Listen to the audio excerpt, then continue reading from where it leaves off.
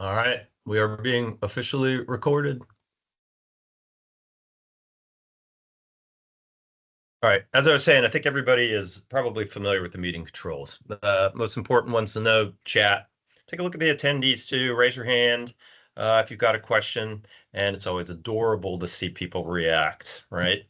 So feel free to utilize those things. And of course, steer clear of that leave button until the end. Big red one. Keep yourself muted throughout the meeting. Of course, we want to do a little roll call, hear from everybody, make sure you're here. So the question this time is, in one word, describe your most significant challenge this week. So in chat, please respond with your community name and an answer. So I'll give you a second to think about that. Mine is, I guess I would say Richmond school. School is starting, new middle school for my son. So the word is school, and it is a bottleneck of forms and carpool coordination. Blah, give me back my summer. All right, what else do we see going on?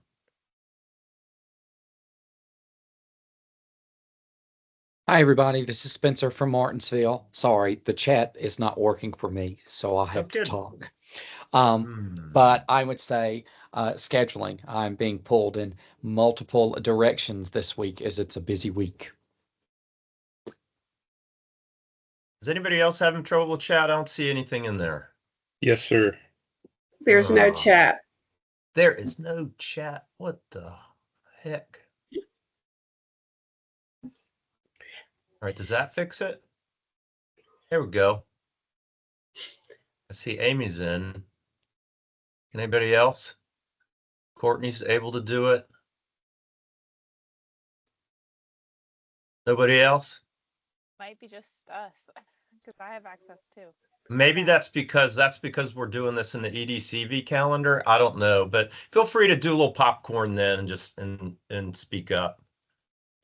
So this is Jolena in Galax, and allergies are killing me. Allergies.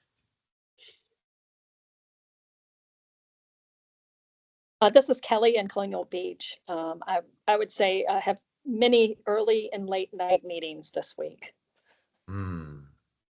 Meetings.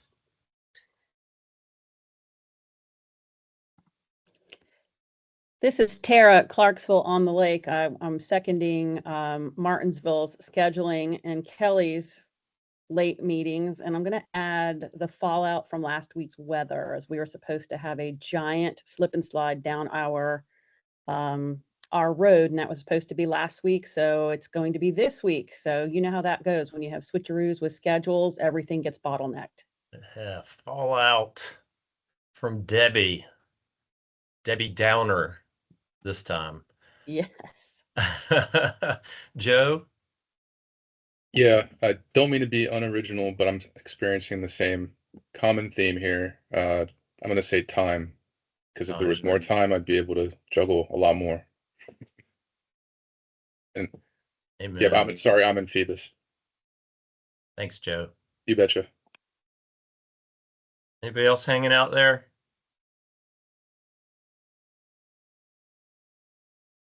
Yeah, feel free to just raise your hand. Go for it. Big Stone Gap, unverified. Who we got? Hey, this is Wendy and Wendy. Our challenge for this week is back-to-back meetings as well. Meetings. Got a few more out there. I think I'm afraid we got hit everybody. Small group today. All right. It is what it is. Well, I do not prefer, no, I prefer to end any discussion like this in the positive. We will get there. I like solution-oriented conversations. So, but what we're doing right now relates to how we'll position the rest of our meeting today. So we're going to start off with some announcements, and then we're moving into fueling progress. So we're going to talk a little bit more specifically about the application and get into some of the sections. Then we'll talk a little bit about homework, which you probably already have a feeling you know what that's all about. And but while it says questions at the end, that's just to wrap up things. You can ask questions throughout. Feel free to raise your hand. So let's hit some announcements. So it'd be very helpful if you all completed the feedback survey. Blair, would you take a moment just to summarize it? Oh, Tell them sure. about the feedback survey. So the Virginia Main Street team is in the process of preparing for our next mobilizing cohort. As you all know, this 2023-2024 cohort was our first ever mobilizing cohort. This was a pilot program for us to help prepare communities for the designation application and the advancing Virginia Main Street designation expectations and requirements, just building that capacity. And so we kind of want to see how we did, and we would love your feedback as we prepare for the next cohort. You know, what did you like? What could be improved? What opportunities did you see? So there's a link for that. We're hoping that you can complete that by close of business on August 23rd. And you can submit it anonymously, and any individuals can submit, so you aren't limited to one per community. Did I get everything? I think you did. Thank you, Blair. Yep. Yeah, we've been working hard to put the curriculum together for the next cohort. So your input will be really helpful so that we can give it a final polish. So thanks so much for doing that. I'll make sure that slide is in, or it's not slide. Well, you'll have access to the slides, but the link will be in my follow-up email. Next is fall rev ups. Registration is open, and we are focusing on leveraging artificial intelligence for nonprofits. This has opened up a whole new world for me, and I've had fun trying out some of these tools. So we've got 3 locations: September 16th, St. Paul; September 17th, Winchester; September 18th, and Hopewell. So registration's open. Gather some folks. While this will be in the context of Main Street, you can see that it would be helpful to other nonprofits. If you have some partners, immediate partners, certainly extend an invitation for them to participate.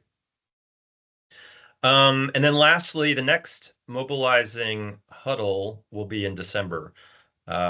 This is our last one before rev ups and application. So it's really a time to dig in and participate and ask questions. So keep that in mind. We'll make sure that we get some information out to you. This is going to be in December, more of a celebration, and pat each other on the back for completing an awesome year. There you go. Any questions about the announcements? Good. All right, let's get into fueling some progress. I know from talking to my communities that they're moving along with answering these questions, doing a really good job with the application. So over the last 60 days, of course, we've been diving into that Advancing Virginia Main Street designation application and attachments. And I know each of you have been talking to your program administrator for technical assistance. So today's we'll dig in a little further around some specifics. So as we move into each slide for each section, this is really a leader slide. You'll have to remember this question, maybe write it down, or I'll put it into chat. Well, you'll see it in chat at least. I'll put it in chat. But what questions do you have or assistance do you need to feel more confident about your application draft and feel progress on this journey? And we're going to go through each of the sections. The application information authorization should be an easy one, but it does have to do with getting consent from your municipality. And then each of the other sections are the broader topics in the application. So let me go ahead and put this in chat. So there's the question. So take a minute now, just kind of think, write down a few ideas. So we're ready. I know there's pressure. Might all feel a little pressure. Maybe you haven't gotten your coffee yet. Maybe it's a different kind of pressure. But take a minute to think about that.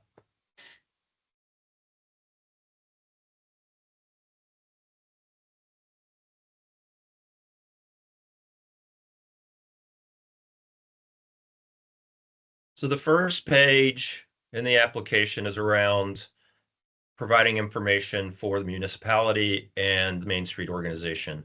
And you have to secure signatures from the town, your Main Street board president or chair, and whoever was preparing the application. So any challenges around this? Anything that would help you move forward, clear the slate, and get ready or be ready?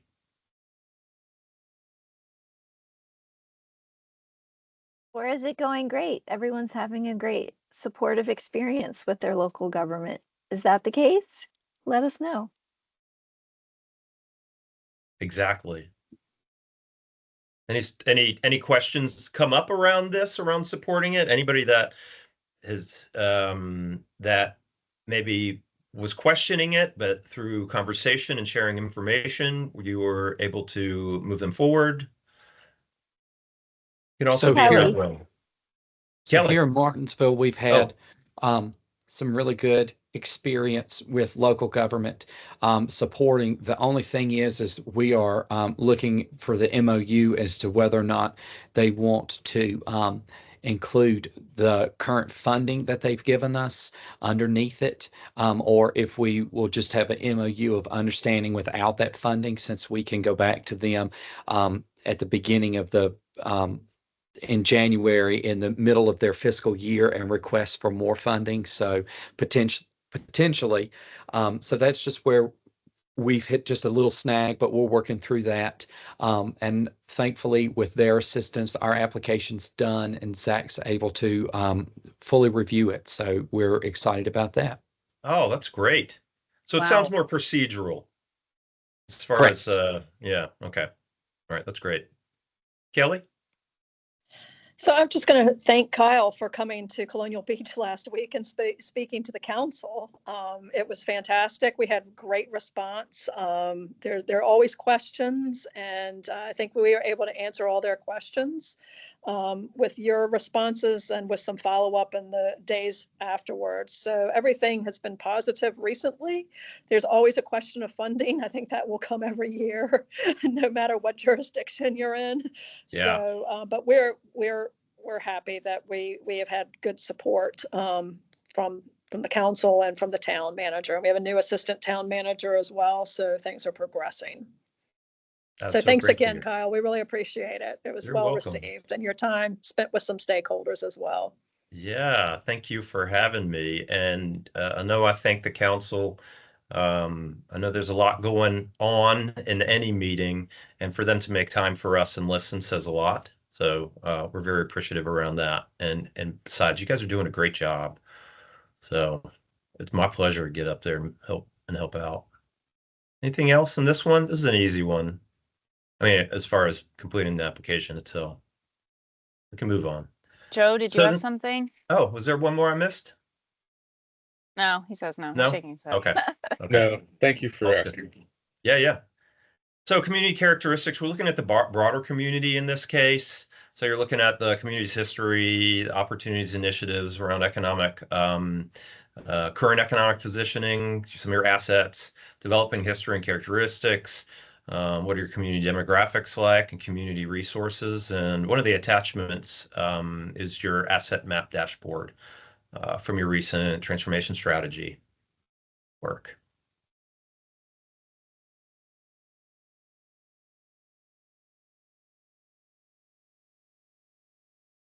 Any successes or revelations in this regard? Anything that you might have learned about your community that you didn't know before diving into its history? Any employers or any of those assets come to the surface that you didn't think of as necessarily as support for the program, but may turn out to be one? Anything in that realm? And so we're thinking community at large, outside the boundaries.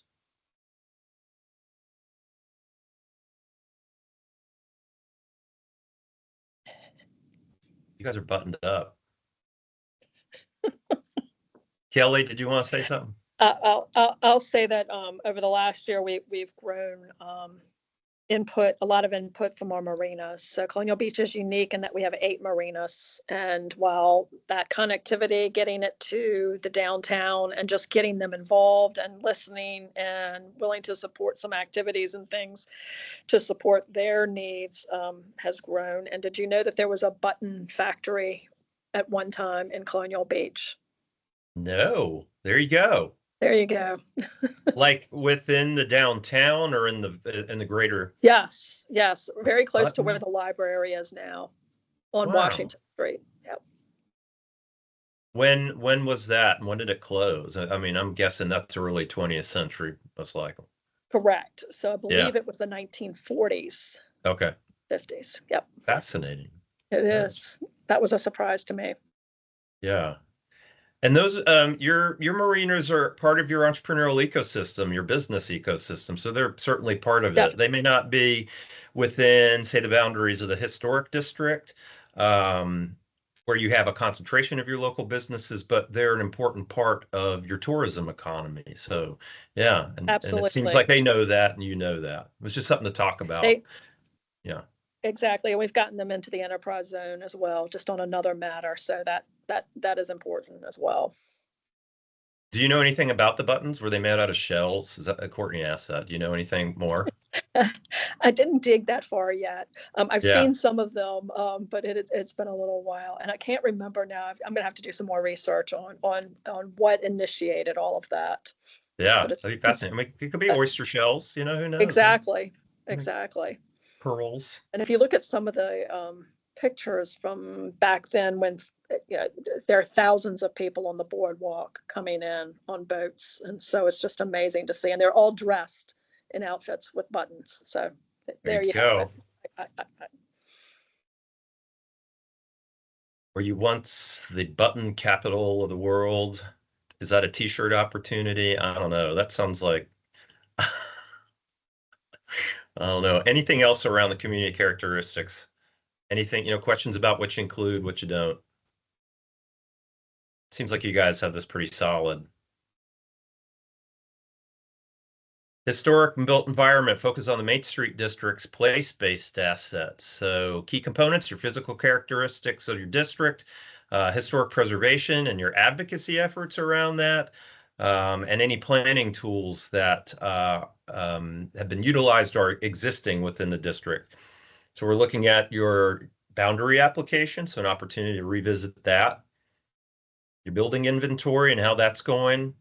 And when we say nomination form, that's the National and Virginia Landmarks Register nomination form. If you're, and all of you are, I believe, your historic district and your downtown is on both the National and the Virginia Landmarks Registers.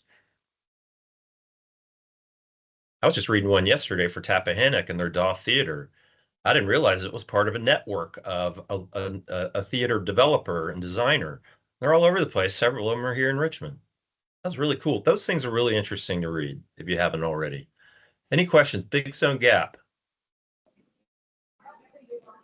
Hi, it's the Wendy's here in Big Stone Gap. You just talked about expanding boundaries of the historic district. Can you elaborate on that a little bit? That this is an opportunity for us to potentially include some other things? Well, so you have a boundary application that's part of the overall application. It's a supplement, and it has very specific guidelines on how to draw your boundaries. And of course, your boundaries will be reviewed through the application process. So if this is the time to establish what makes the most sense, where do you have that concentration of historic resources, commercial buildings specifically, walkability, density, what needs to be included. Some things, when you start to see your district development changing and centered around the automobile, that may be a clue of what may not be included within the district. Can I just jump in here really quick, to think about? Yeah, go for it, Courtney. So during your small area planning assessment, the boundaries were something that we did discuss with each community. And if you are thinking about changing your boundaries, you want to talk to your PA and be very thoughtful about that, because you can't just pick any boundaries. It has to be a considered question, and your PA can provide you some support. But if you kind of veer too far out of the intention of a traditional Main Street district, that's going to be scored on your application. So try and get ahead of that by working with your PA and getting some technical assistance with that. And Jolena, you've been very patient. You've had your hand up for a while. Thanks, Jolena. No, that's okay. So I'm struggling. One of the questions is choose a building that reflects the architecture of your downtown. So what's unique to ours is it was built as a commercial district. So I don't think there's any one building. It's the district as a whole and the number of surviving buildings. But you all been there. Do you have a particular building that you think I should use in that example? So I think, again, this is a place where Amy can provide you some support and some expertise. The National Register nomination is going to list your contributing structures. So that's your short list. And then if you can start to see a pattern of style that emerges on that list, that's going to be, the prevailing architectural style.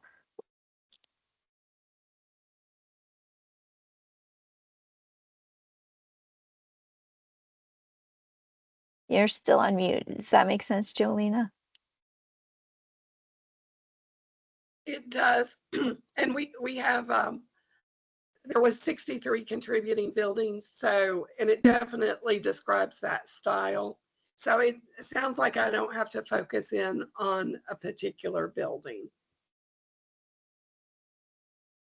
Well, if you have a style that is prevailing, then you might have one or two that are best examples of that style.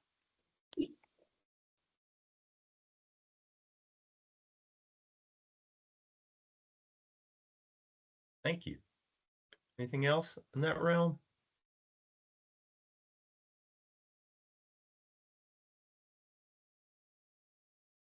Maybe you guys are all ready to go, huh? The Main Street District economic environment, so we're really focusing on your mix of businesses in downtown, your district's economic assets. Those are going to contribute to the economy. So your business mix, uses, existing clusters. So key components to touch on: your target market segments, current economic state and key business clusters, downtown real estate climate, for future economic opportunities. And included in this is your business inventory.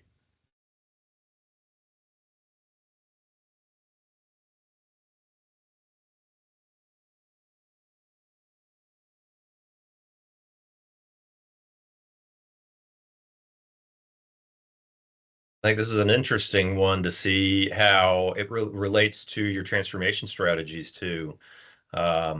What are those key clusters of your local businesses? Are they catering to visitors? Are they catering to your residents? Really helps to figure out some of the types of activities that you might take on, or how to stoke that particular cluster for growth. Any thoughts around this? Any discoveries?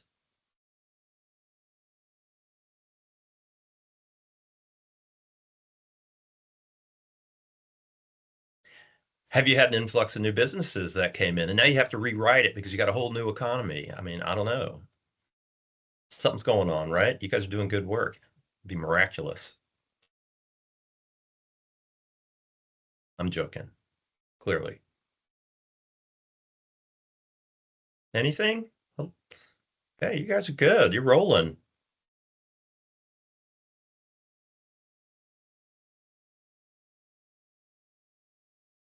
Now, this one has 2 slides because there's a lot of stuff. And this one, while I didn't put the percentages in as far as scoring goes for the application, this one's a big one.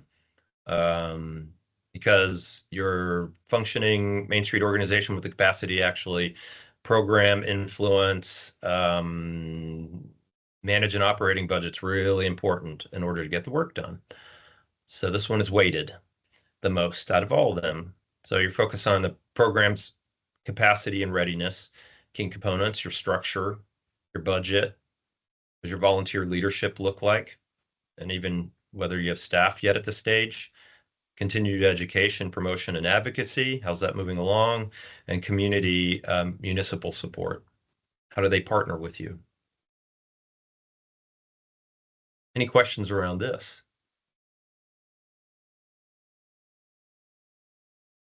Kelly.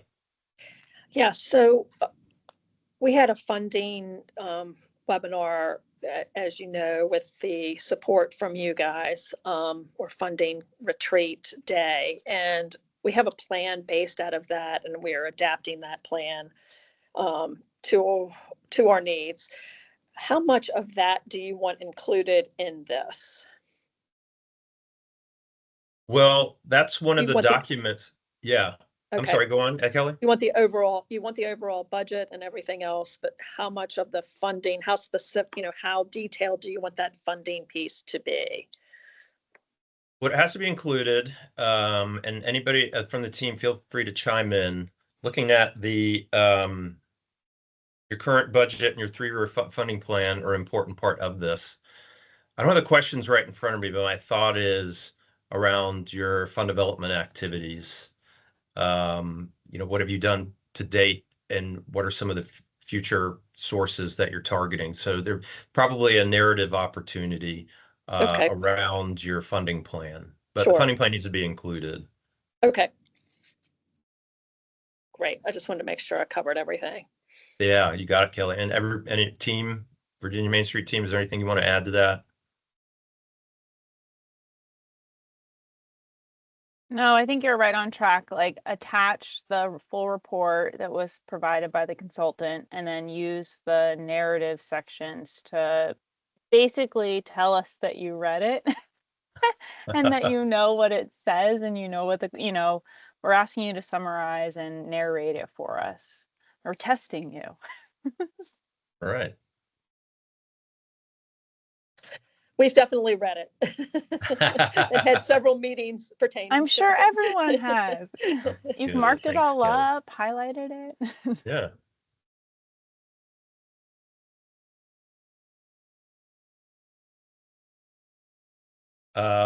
Over the summer, have there been any successes around implementing any fundraising activities? Anything?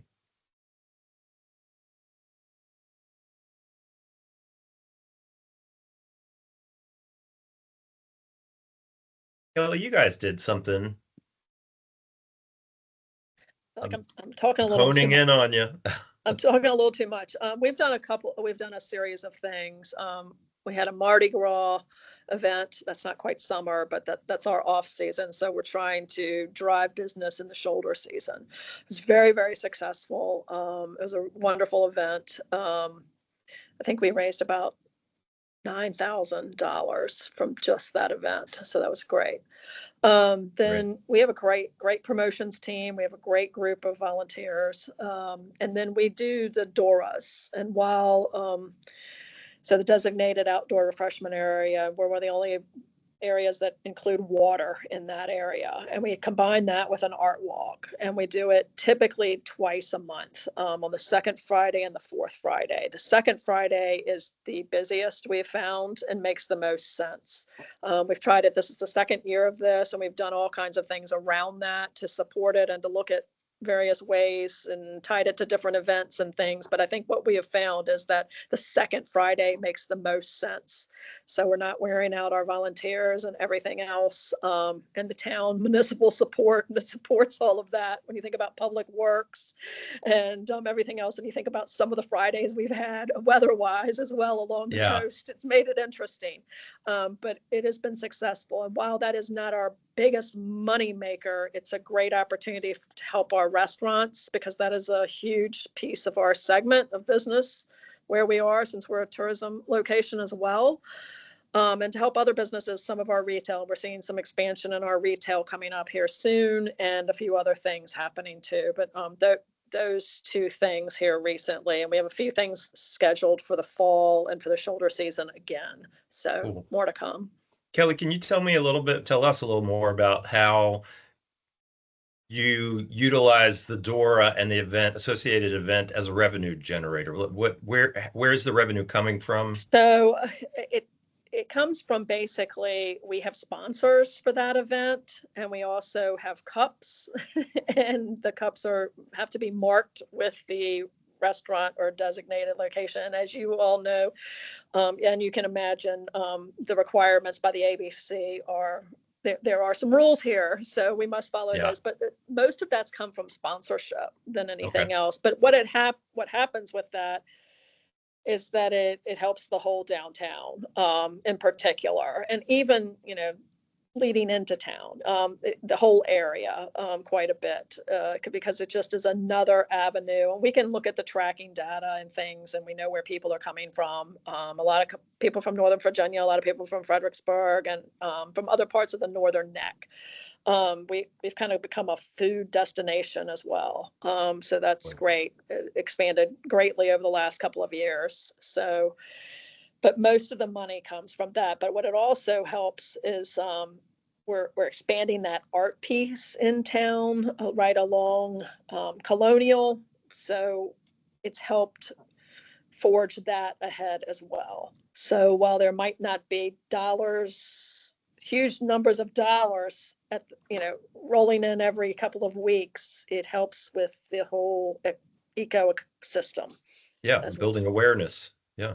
And I think there are other things that we will do. It's been a learning game as well. When you tie it, because Colonial Beach has about 40 to 50 events throughout the season. So it's a matter of how you tie that and what you tie it to and what makes the most sense from an economic standpoint as well. Good. Thank you. Wendy? Yes, Wendy's. Thanks. So what kind of sponsors are you finding, Kelly? You're not getting local businesses to sponsor, I'm assuming. So what kind of sponsorship are you finding for the Doras? We are getting some local businesses to sponsor. We have some real estate companies that have sponsored. We've got other restaurants that we have different levels of sponsorship as well. So it depends on, and also with cups, selling cups to the restaurants as well. So it depends on what they want. We do a map, and we also have a QR code as well. So when you get here, you can figure out which restaurants and which locations are participating, and which locations have art, because it does vary. But we've had support from the town in that aspect with creating that map as well. So that helps a great deal. But most of the money is coming from organizations or investors, some developers as well, that own property, and have done considerable amount of work in Colonial Beach already, but are continuing to do some more. Okay. So it is businesses too.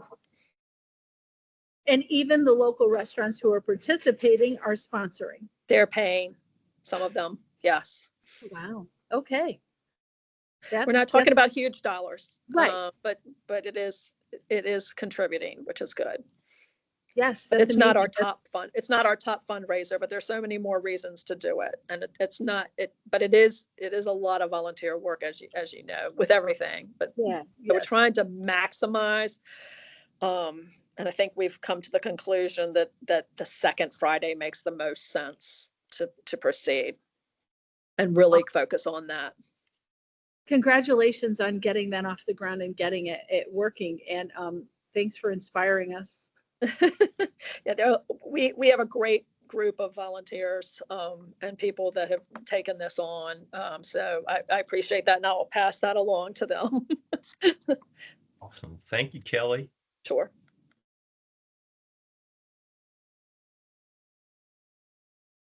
The last slide is around some of those attachments. I think you're familiar with those. These are things that you already have in place, most of them. May not have a full manual of policies and procedures at this point, but you're chipping away at it, I bet. Executive director job description, working in that direction.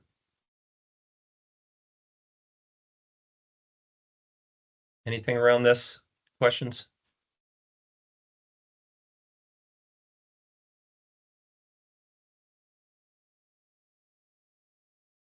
All right. You guys, very confident crew here, moving through. Last chance? No, there's more chances. But as usual, you've seen this a million times. And I think that the date is October 11th to get that into the Google Drive, into your community folder in the application folder. So everything just goes into that. And your homework, just keep working on it. And I'm not so confident that December 5th is the date because I have conflicting stuff in what's written down on my notes. So just know it's going to happen in December, and we'll get back to you about that. Does anybody have anything conclusive from the team on that? I mean, we've got plenty of time. We got one thing on the calendar, and I have one thing in my notes. But I know we were planning for the next cohort, so I'm afraid that my notes may represent that and not necessarily what's truly happening for this crew. Kelly. So the wording on the last page said resolution. So I'd asked in the past about a resolution from council. What type of resolution do you need? Because I didn't think you needed the formal resolution from council. From what I understand, the application is enabling you all, the partnership. However, you might have an additional agreement from your municipality, and you want to include any of those kinds of governing documents. Okay. Fair enough. I just want to make sure I'm reading the words and understanding the documentation. And Kelly, some of the mobilizing communities have resolutions from quite a long time ago. Yes. And so the current council may not be aware. And this is just a way to make sure that you're being set up for success, having the existing council leadership fully on board with this application. And we have sample resolutions that you can look at to bring to council for adoption. Okay. Yes. And, I'm sure other communities have seen this as well, that, we're in a political year, and in that community in particular, there will be turnover at the council level. So, yeah, interesting. Yeah. But you're right. There are some old resolutions. So we'll look at that. We'll have some more I'll have some more discussion with Kyle as well. We'll move forward. Okay. Sure. Thank you. Yeah.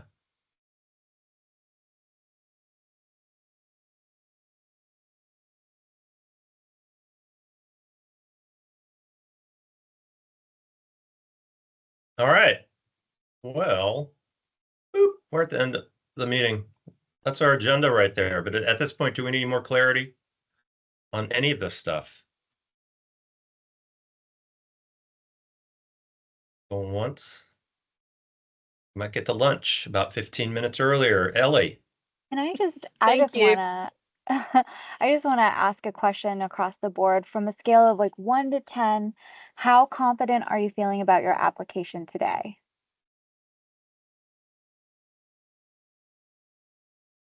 You can go like this. It's great. 1 feeling, Got a 6 in there. Okay. I'm gonna do 9. Oh, right on. Oh, okay. 9. Okay. I just wanted to take the temperature. 4. I'm an optimist. Phoebus feels a 4. It's not ready yet. So yeah, if I submit it today, it's not going to be good. Yeah. Clarksville's feeling 6. Okay. 5, about halfway there. Okay. Well, you know who to go to. Remember your PA. If there's any questions on that, they're here to clarify that. And just I really guess, quickly, yeah. Martinsville didn't have a chance to weigh in. Spencer, what was your number?